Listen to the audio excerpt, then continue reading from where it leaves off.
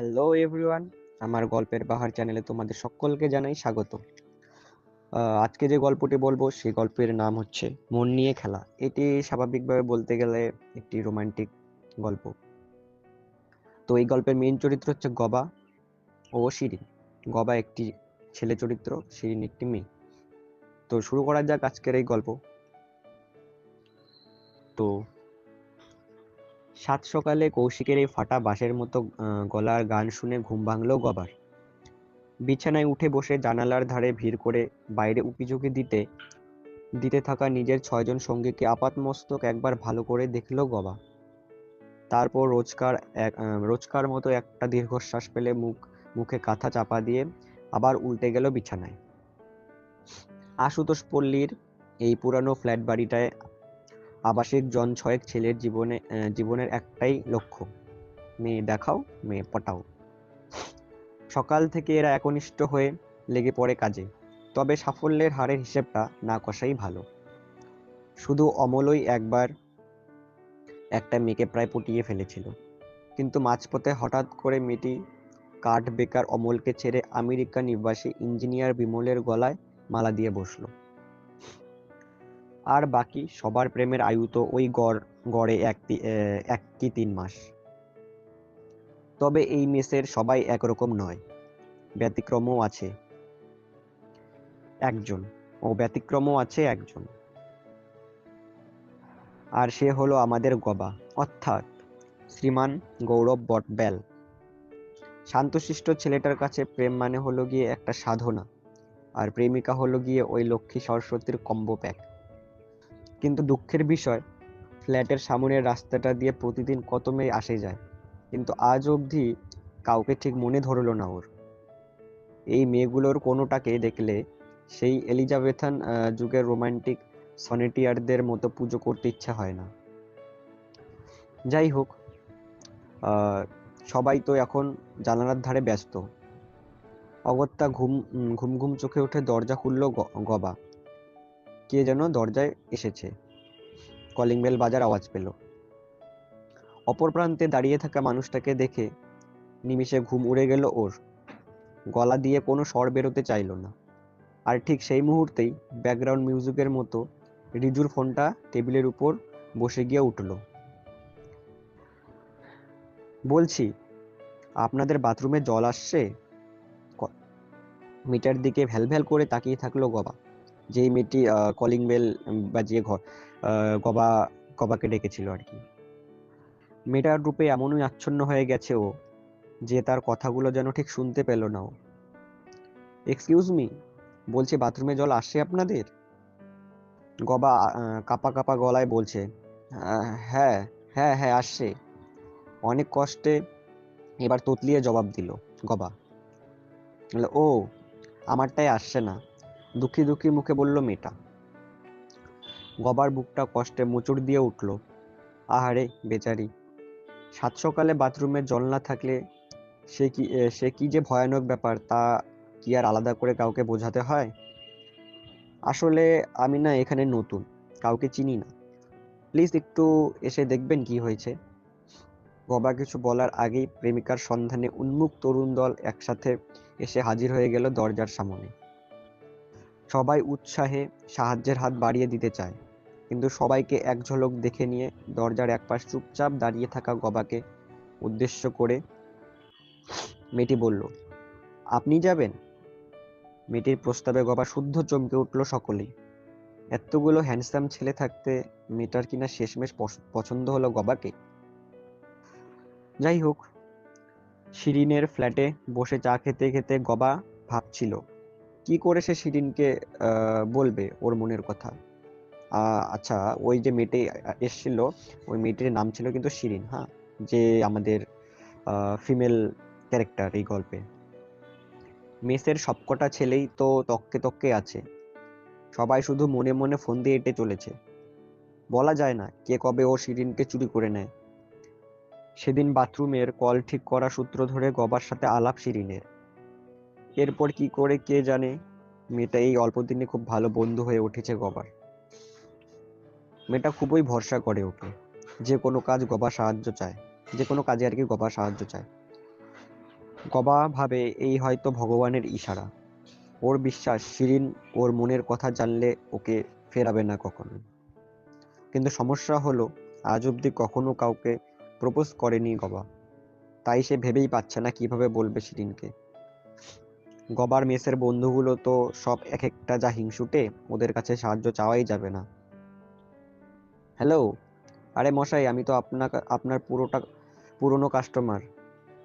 আপনার কি মনে হয় আমি টাকা দেব না আপনাকে? এভাবে বলছেন কেন? কাল সম্ভব না, প্লিজ, পরশু শিওর। আরে মশাই, বোঝার চেষ্টা করুন, আমি খুব সমস্যায় আছি, কাল কিছুতেই পারবো না। বলছি তো। আরে হ্যালো হ্যালো। বিরক্ত মুখে ফোনটা হাতে নিয়ে এই রুমে ঢুকলো শিরিন। যদিও কলটা আসতে সে উঠে রান্নাঘরে চলে গিয়েছিল, কিন্তু তার উত্তেজিত হয়ে বলা কথাগুলো এই রুমে বসে গবার কানে দিব্যি পৌঁছেছে। অপর প্রান্তের কথা না শুনলেও শিরিনের কথাগুলো শুনে গবা আন্দাজ করতে পারলো কিছু একটা সমস্যায় পড়েছে মেয়েটা। সবই আসলে ভগবানের ইশারা। ভগবান চান যে গবা সাহায্য করুক শিরিনকে, আর সেই সুযোগে আরো কাছাকাছি আসুক ওরা দুজন। কোনো সমস্যা শিরিন? আহ, গবা শিরিনকে জিজ্ঞাসা করলো। শিরিন উত্তর দিল, না, ঠিক আছে, সব ঠিক আছে। তারপর গবা শিরিনকে বলল, চাইলে শেয়ার করতে পারো। কি বলি বলো তো? সেটাই যেটা তোমার এই মিষ্টি মুখটাতে আধার নামিয়েছে। ধ্যাত, তুমি না সব সময় ফ্লার্ট করো শুধু। শুনে ভালো লাগলো। আমার মেসের বন্ধুগুলো তো বলে আমার এই ট্যালেন্টটা একদমই নেই। ও প্লিজ, ওদের কথা ছাড়ো তো। ওরা তোমাকে কোনোদিনও চেনার চেষ্টাই করেনি। তারপরে গবা বলল, আর তুমি? যদি বলি এই কদিনেই এতটা চিনেছি যতটা তুমি নিজেও চেনোনি নিজেকে। শিরিনের বলা কথাগুলো যেন কানে নয়, সোজা এসে অর্জুনের তীরের মতো বিঁধে যায় গবার বুকে। অপলক দৃষ্টি নিয়ে ও তাকিয়েও থাকে মেয়েটার দিকে। এ কি সত্যি মানুষ নাকি স্বর্গ থেকে নেমে আসা কোনো পরী? মানুষ কি আদৌ এত সুন্দর হয়? কি হলো, ওভাবে তাকিয়ে আছো কেন? কিছু না। তোমার সমস্যাটা কি হয়েছে এবার বলো। নিজেকে অনেক কষ্টে সামলে নিয়ে জিজ্ঞেস করে গবা। আসলে আমার বোন হোস্টেলে থাকে। একটু আগেই জানলাম ওর শরীরটা বেশ খারাপ সকাল থেকে। এই সন্ধ্যাবেলায় তোর কাছে যাওয়া সম্ভব না, তাই কাল গিয়ে ওকে নিয়ে আসবো ভাবছিলাম। কিন্তু কিন্তু কি? কদিন আগে একটা দোকানে খুব খুব দরকারি কিছু জিনিস কিনে দেখি আমার পার্সটা সঙ্গে নেই। কোথাও পড়ে গেছিল বা চুরি হয়ে গেছিল। যাই হোক, পরিচিত দোকান তো তাই বলল নিয়ে যান, জিনিসগুলো পরে টাকা দিয়ে যাবেন। ওকে, দিন। বিভিন্ন কাজের ঝামেলায় টাকাটা এখনো দিয়ে আসা হয়নি আমার। কিন্তু আজ ওরা ফোন করে এমন অপমানজনক সব বললো যেন টাকাটা না দিয়ে পালিয়ে গেছি কোথাও। বলছে কালই দিতে হবে কিন্তু। বুঝতে পারছি সমস্যাটা। আচ্ছা, তুমি যদি কিছু মনে না করো, দোকানদারের ঠিকানাটা দিলে আমি গিয়ে দিয়ে আসতে পারি টাকাটা। সত্যি? ও Gaurav, Gaurav, so kind of you. But কি হলো? প্লিজ তোমার মেসের ছেলেদের এসব কিছু জানতে দিও না। ওরা কি ভাববে কে জানে। এমনিতে ওরা যে যেন কেমন একটা। আরে রিল্যাক্স, কেউ কিচ্ছু জানবে না। তুমি ঠিকানাটা বলো। এই তো, এই দোকানটার ঠিকানাই দিয়েছিল শিরিন। গবা চেয়েছিল শিরিনের বকেয়া টাকাটা না হয় নিজেই পেমেন্ট করে দেবে, কিন্তু শিরিন রাজি হয়নি। মেয়েটার আত্মসম্মানবোধ বড় বেশি, কারোর থেকে কোনো সুযোগ নেয় না কখনো। এই জন্যই তো গবার এত ভালো লাগে ওকে। মেয়েটা টাকাটা দিয়েছে কিরকম সুন্দর ব্রাউন পেপারে প্যাক করে। উফ, যেন সাক্ষাৎ মা লক্ষ্মী। রাস্তা পেরিয়ে সবে দোকানটায় উঠতে যাবে, গবা ঠিক তখনই কেউ এসে খপ করে ধরলো ওর হাতটা। পেয়েছি চাদু তোকে। এ কি, কি হলো? চমকে উঠে গবা দেখলো একজন ওয়ার্দিধারী পুলিশ ধরেছে ওর হাতটা।